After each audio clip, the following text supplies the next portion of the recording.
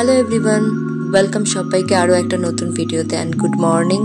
আমার তো এটা সকাল, আজকে একটু লেজি উঠেছি, তাও 7:30 কি 7:45 এরকম হবে। তো উঠেই প্রথমে যে কাজগুলো সেরে নেওয়ার সেইগুলো সেরে নেওয়ার পরে তারপর যেটা ফার্স্ট কাজ থাকে সেটা হলো মানে ব্রাশ করে ফ্রেশ না হয়ে আমি কোনো কাজ করতে পারি না। তো ফার্স্টে ব্রাশটা করে নিয়েছি, তারপর জল খেয়েছি 1 গ্লাস গরম, যেটা এখন আমার কিছু গুড হ্যাবিটস আমি নিজের মধ্যে রাখার চেষ্টা করছি। এই সালে 2024-এ ভেবেছি একটু সুস্থভাবে বাঁচবো, তো সেই হ্যাবিটগুলো নিজের মধ্যে একটু একটু করে নেওয়ার চেষ্টা করছি।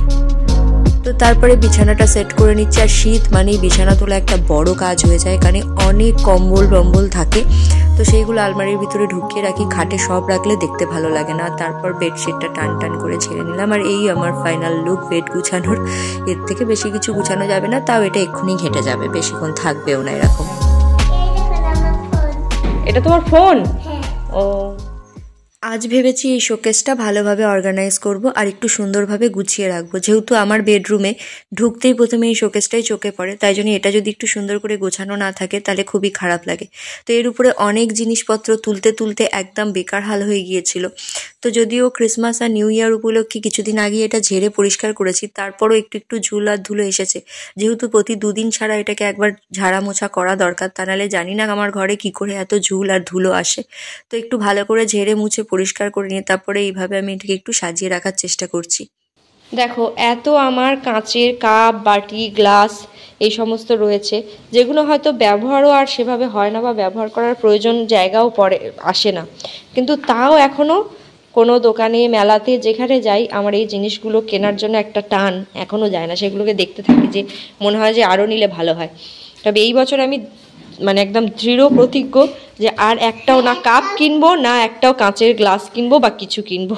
তো এগুলো সব শোকেস থেকে বের করে একবার ধুয়ে শুকনো করে, এখানে রৌদ্র আসছে হালকা তাই এখানে দিয়েছি, শুকনো করে আবার গিয়ে শোকেসে তুলে রাখবো। যতই কিনে আনি আর এইগুলোর ভিতরে ভর্তিই থাকে, তো এখান থেকে আবার ধুলো পড়ে যায়, তো এখান থেকে বার করে ধুয়েছি, আবার এখানেই শুকনো করে। ভিতর থেকে সব জিনিস ঝাড়াঝাড়ি করতে গিয়ে মানে অনেকদিন যেগুলো হাত পড়ে না। এই আমাদের ডিভিডি প্লেয়ার এখন আর কারোর বাড়িতে আছে কি না কমেন্ট করে জানাবেন। কিন্তু এক সময় খুব চল ছিল এই ডিভিডি প্লেয়ারের, খুব বেশি শখও থাকতো তখন বাড়িতে একটা টেপ রেকর্ডার, হোম থিয়েটার যেরকম ওই সিস্টেমের পাশাপাশি এই ডিভিডি প্লেয়ারের খুব চল ছিল। অনেক কষ্ট করে অনেক শখ করে একটা ডিভিডি প্লেয়ার কেনা হয়েছিল, কিন্তু এখন তো আর এর কোনো প্রয়োজন হয় না, তাই বেশ দীর্ঘ অনেক বছর পড়েই রয়েছে এমনি। আজকে ভাবলাম ঝাড়াঝাড়ি করতে গিয়ে যখন বার করেইছি একটু পাওয়ার দিয়ে দেখি এর মধ্যে এটা ভালো আছে না খারাপ হয়ে গেছে। হ্যাঁ, সেটাই দেখতে চাইছি, কি জানি চললো না কেন।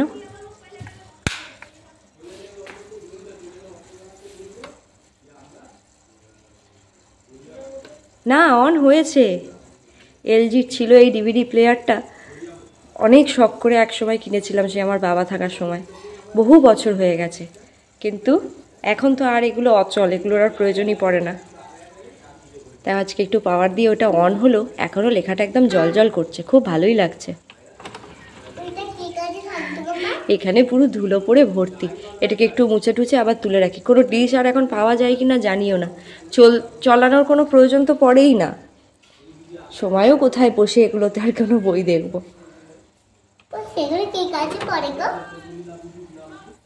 না, অন আছে মানে অন হচ্ছে, এটাই আবার সযত্নে তুলে রাখি। হ্যাঁ না মা, ঠিক, এটা লাগে না তো আর কি।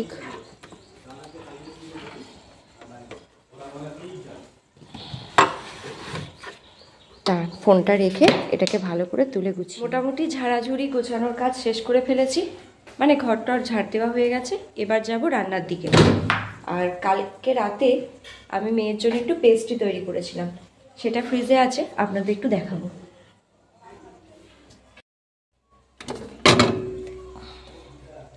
এই দেখুন, বার করবো কিনা তাই ভাবছি, ফ্রিজটা বন্ধ কেন মা করেছে বুঝতে পারলাম না।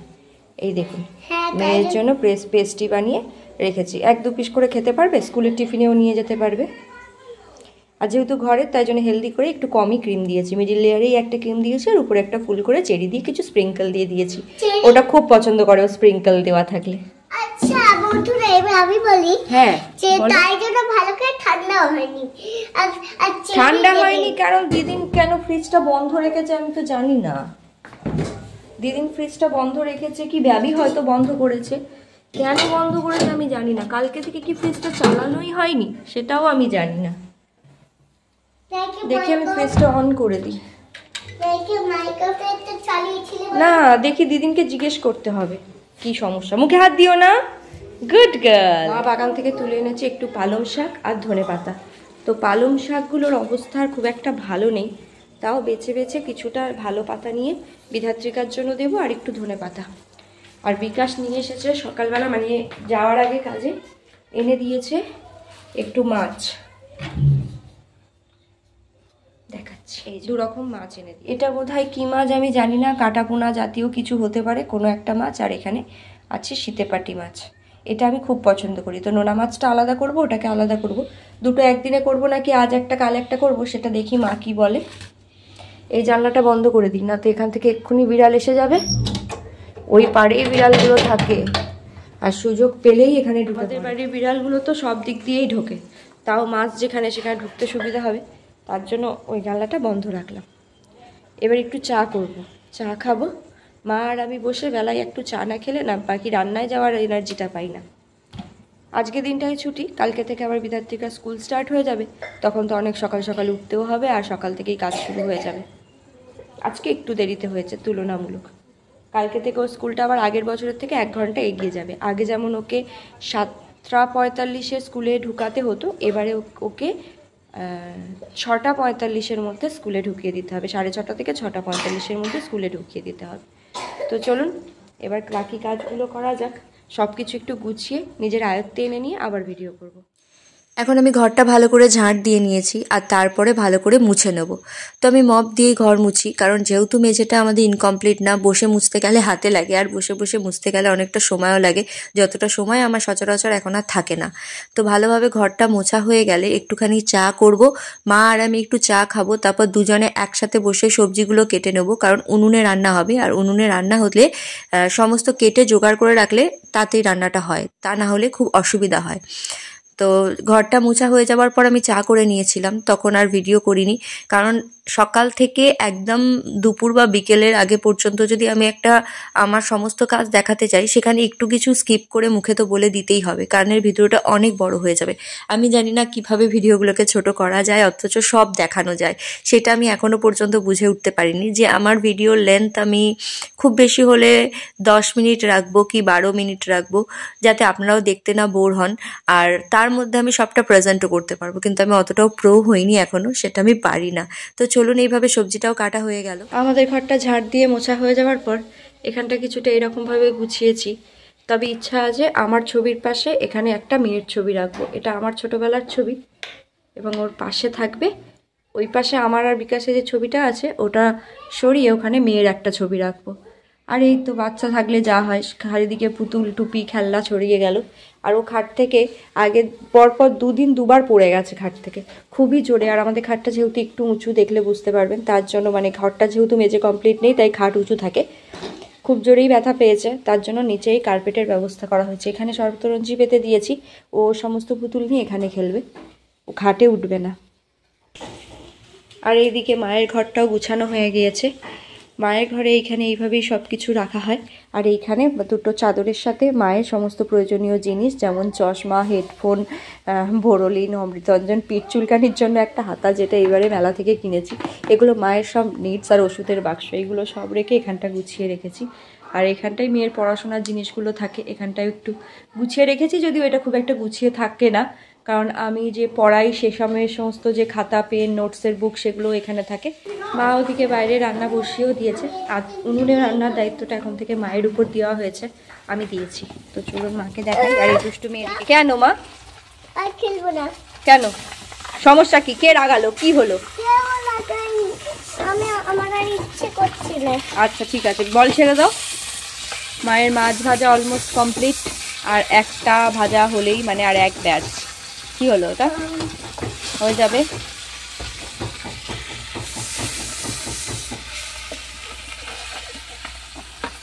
বলটাকে যেতে দেবো না।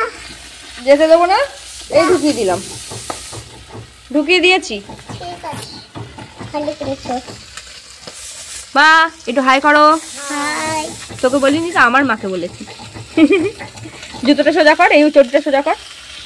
কুসংস্কারের একটা অন্যতম পার্ট, চটি এরকম উল্টো থাকলে ঝগড়া হয়। ওইটা না, উল্টো কোনটা রয়েছে, এই যে উল্টে রয়েছে, এই যে উল্টে রয়েছে। হাত দেবে না, হাত দেবে না, হাত দেবে না, পা দিয়ে করো।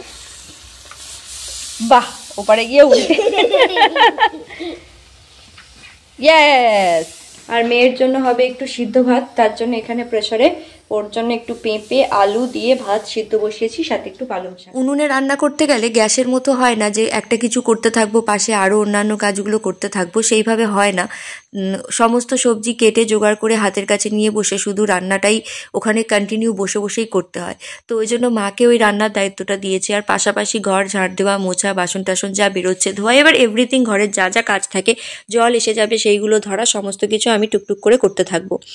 আর আমাদের কিচেনের এই কাউন্টার টপের উপরে যেহেতু ওয়ালপেপার বিছানো আছে, কারণ আমাদের টপটা নষ্ট হয়ে গিয়েছিল, তার জন্য এখানে বেশিক্ষণ ধরে জল পড়ে থাকলে নষ্ট হয়ে যাবে বলে তাড়াতাড়ি করে জল পড়লে এগুলো মুছে ফেলতে হয়। সাথে আমি গ্যাসটাও মেজে নিলাম, কারণ আজকে যেহেতু এবেলায় আর গ্যাসে কোনো কিছু কাজ হবে না, তো একেবারে সকালের জাস্ট চা রুটিটাই হয়েছিল। এখন একেবারে গ্যাসটা ভালো করে মেজে পরিষ্কার করে রাখছি। একটু একটু করে এতটা বাসন হয়ে গেল মাজা, আর গ্যাস ট্যাস মুছে এই জায়গাটা পুরো গুছিয়ে নিয়েছি। এবার শুধু নিচটা একটু মুছে নিয়ে পুরো ঘরটা মুছে নিলেই হবে, কারণ অন্য ঘরগুলো মোছা হয়ে গেছে, শুধু রান্নাঘরটাই বাকি। এখন কয়েকটা কাপড় ভিজাবো, আর ওই যে সোনা নিয়ে আমার কার্পেটের উপর। ও বাবা, আচ্ছা আমি এক্ষুনি বার করে দিচ্ছি, রাগ করে না। ওর একটা ফোন দরকার, আমি বলেছি সব কাজ ছাড়ার আগে আমি বার করবো না, তাই জন্য ও রেগে গেছে। আর বেচারা এখন খাটে উঠতে পারছে না, মাটিতেই বসে খেলা করছে। ও সোনা রে, কী করবে বলো, খাটে উঠলেই তো তুমি পড়ে যাবে না। আমি বের করে দিচ্ছি। দেখিয়েছি কার্পেট, এই তো কার্পেট দেখেছি, আগেও দেখিয়েছি।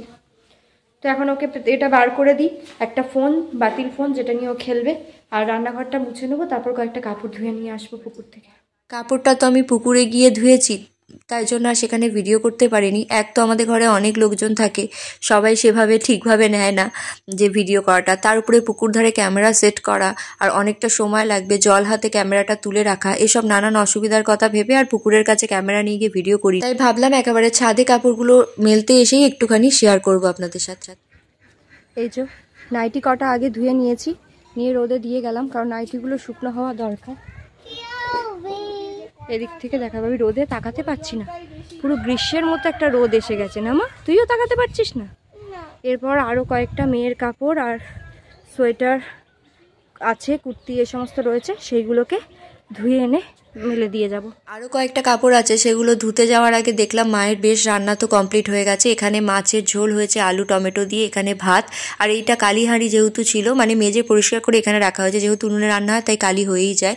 তারপর অন্যান্য বাকি সব কাজ সেরে নিয়ে আমরা খেতে বসে গেছি। আজকে বিকাশ এর একটা বিশেষ কাজের জন্য আমাদের সাথে দুপুরবেলা লাঞ্চ করতে পারছে না, মাঝে একবার এসেছিল, লাঞ্চ করে স্নান করে আবার চলে গিয়েছে, তো সেই সময়টা খুবই ব্যস্ততার মধ্যে ছিলাম, তাই জন্য আর ভিডিও করা হয়নি। তো এখন রিল্যাক্সে সমস্ত কাজ সেরে স্নান সেরে আমি আর মেয়েকে তো খাইয়ে দিয়েছি অলরেডি অনেকক্ষণ আগে, আমি আর মা খেতে বসেছি, আর সাথে চলছে অনেকটা গল্প। তো মা আর আমি খাওয়া হয়ে গেলে তারপর সমস্ত যে খাবারের ভাতের হাঁড়ি টাড়িগুলো সেগুলো আবার গ্যাসের ওখানে, মানে আমাদের কিচেনের মধ্যে রেখে আসবো, আর টেবিলটাও একটু মুছে নেবো। তারপরে এখন শীতের জন্য যা মশা ঘরে ঢোকে সে আর বলার কথা না, তো এই খাওয়া দাওয়াটুকু সময় পর্যন্তই জানলা দরজা খোলা থাকে, তারপর একেবারে সব বন্ধ করে দেবো। খাওয়া দাওয়া শেষ, এবার একটু ছাদে গিয়ে বসবো।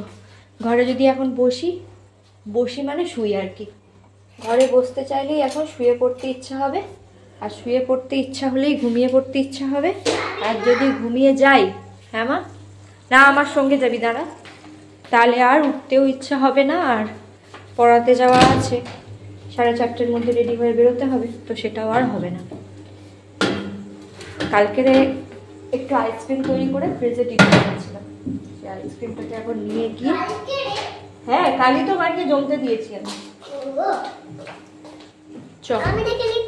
দেখালে তো তুই সঙ্গে সঙ্গে চাইবি, ওই জন্য তোকে চুপি চুপি রেখেছিলাম, দেখাইনি।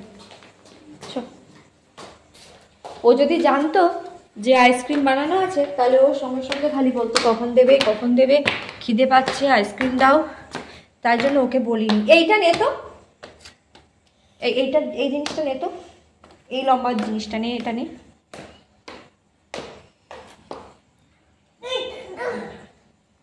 হ্যাঁ হ্যাঁ চ নিয়ে উপরে চ, ওটা লাগবে, একটা কাজ করো বসে। এই হলো আইসক্রিম, এটা ছাদে বসে বসে খাবো, আমার বানানো। এটা হচ্ছে এইভাবে আইসক্রিমটা আমি ফার্স্টবার তৈরি করেছি ক্রিম দিয়ে। যদি এটা ভালো হয় তাহলে আমি আবার তৈরি করব। তো চলুন এখানে বসে বসে এখন রোদে আইসক্রিমটা খাই। ও এই মিষ্টি মিষ্টি রোদটা কিন্তু বেশ ভালো লাগে, ভালো লাগছে না? আর এই যে ছাদ ভর্তি কাপড়টা, ছাদ ভর্তি হয়নি আজকে, খুবই অল্পই বলা যায়। পুরো হাতে জল জল হয়ে গেল।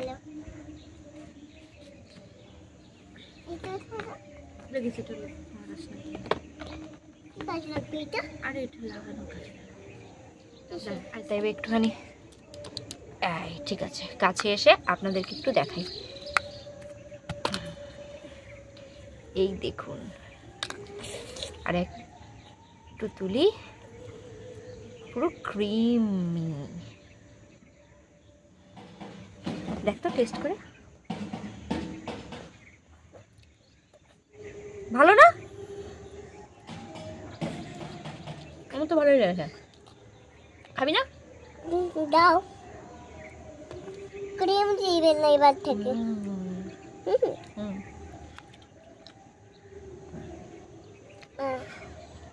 আমার তো বেশ ভালোই লেগেছে। ক্রিম দিয়ে আইসক্রিমটা তৈরি করতে চেয়েছিলাম, মেয়ের তো খুব একটা ভালো লাগেনি, বাট আমার খুব খারাপও লাগেনি। বাট ঠিক আছে, একটু ইমপ্রুভ হওয়া দরকার, সত্যি অতটাও পারফেক্ট হয়নি। আরেকবার ট্রাই করব, আশা করছি তখন ভালো হবে। ফোনের স্ক্রিন গার্ডটা একেবারে নষ্ট হয়ে গেছিলো, তো এখন সেটা চেঞ্জ করে নিচ্ছি। বিকাশ এসেছিলো, এখন বাজে 3টে না 3:30, ওর কিছু জিনিস নিয়ে যাওয়ার ছিল, তো ওটা নিয়েও আবার চলে যাবে। আর আমি এই স্ক্রিন গার্ডটা লাগিয়ে নেবো, তারপরে এই ছাদেই মেয়ের সাথে খেলা করব, তারপরে আমি বিকেলে আবার পড়াতে যাব। তো আজকের মতো এই বেলার ভিডিও এতটুকুই থাক, দেখা হচ্ছে পরের ভিডিওতে, টাটা।